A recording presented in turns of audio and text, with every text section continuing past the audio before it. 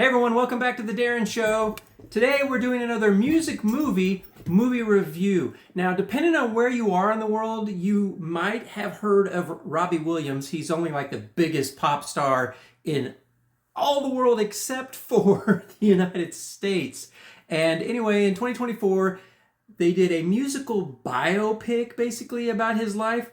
Turned out to be kind of a box office bomb. I am disappointed in myself because I wanted to go see it at the theaters and I didn't, and I got it at the library on the DVD. It's a new release. It means I gotta have it back in 7 days. Anyway, and it's a phenomenal film. So it's directed by the same guy that did The Greatest Showman, the Hugh Jackman musical. So it's a musical, of course, but it incorporates Robbie Williams songs, which if you have not heard, you really need to check out. He's got some great songs. In the States, you might have known a song called Rock DJ.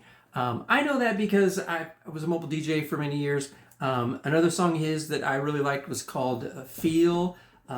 He's got a song called Angel, like I'm Loving Angels Instead. Check that out. These are all great tunes.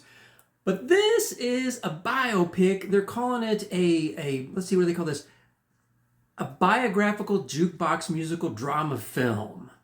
And it started out with this director, Michael Gracie, just started interviewing Robbie Williams, audio interview. He just kind of wanted to get a little bit of his background and everything.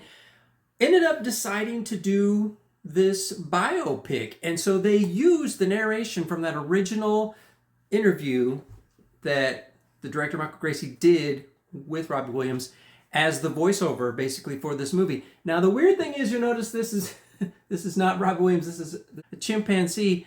And apparently as they were developing it, they wanted it to be different, of course. It's not your Elton John, Freddie Mercury kind of biopic, although it sort of is like that. It starts out as with Robbie as a young man, but Robbie Williams has often commented that he feels like he's just a performing monkey. So there you go.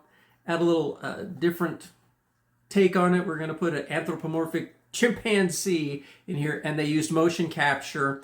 But it's Williams's voice and his songs. They put his songs in the movie, so there's places where one of his songs that is more modern is in a spot in the movie that it doesn't go necessarily time-wise.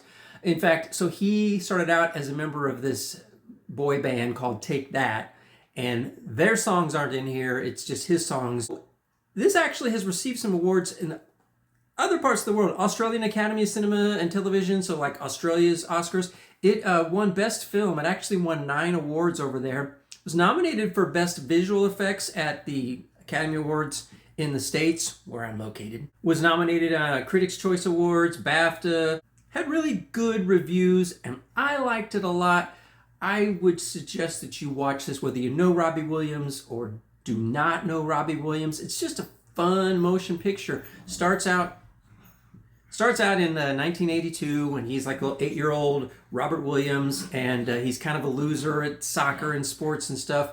He emulates his father, he's like a wannabe Sinatra, wants to be a performer, but he feels like he's nobody. He's actually a police constable, and he wins a talent show and decides to leave the family and go off and pursue his dreams. So Robbie's into that. He sings a lot of pop standards. In fact, when he went to audition for the Take That, the boy band, he sang pop standards, and they were like, oh, what is this? But he had a little bit of a cheeky attitude and winked at him and everything, and a little bit arrogance, but just a little bit of cockiness. And they liked that about him. So he got into the Take That group, and but he didn't get a lot of lead vocal work in that group, and not a lot of songwriting. And so other guys in the group that were writing songs were making more money than him. And then he had some issues with alcohol and drugs, and ended up getting kicked out. They became a 4-piece, and he started out on his own. Luckily, he found a co-writer who really thought his lyrics were pretty meaningful and started putting them together. And so it turns out that it's a pretty good story. He became a huge star. Along the way, he has some celebrity romances with the Nicole Appleton, who is in a girl group called All Saints. They actually were probably going to get married, and then because of the group she was in, she got pregnant, and her manager had her have an abortion, and that kind of messed with their relationship, and they broke up. So then he went on, and now he's happily married. After his dad left, he was raised a lot by his grandparents, and his grandmother was really instrumental in letting him know that she believed in him and that he could do anything he wanted. And he started doing plays and singing and things. And anyway, if you can, I got mine at the library. I don't know if this is on any streaming services or anything. If you get a chance, check it out. Definitely check out some Robbie Williams music. Start with Angels, Feel. Go listen to Rock DJ. Just kind of delve into a little bit. He apparently tried to break in the States at one point, and just it didn't go well or whatever. And he sort of decided, I don't want to push it anymore.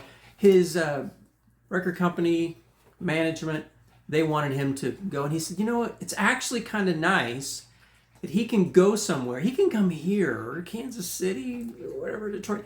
And most people don't know him, and he can walk around and live pretty much anonymously. So when you're a global superstar, that is probably really hard to come by.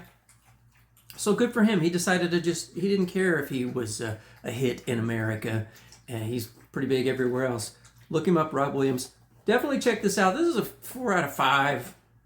Biopics, I just loved it. I love music. I love biographies. So it's a good deal. Better Man. The story of Robbie Williams. Check it out. This is the Darin Show. Thanks for watching. Have a great what have you.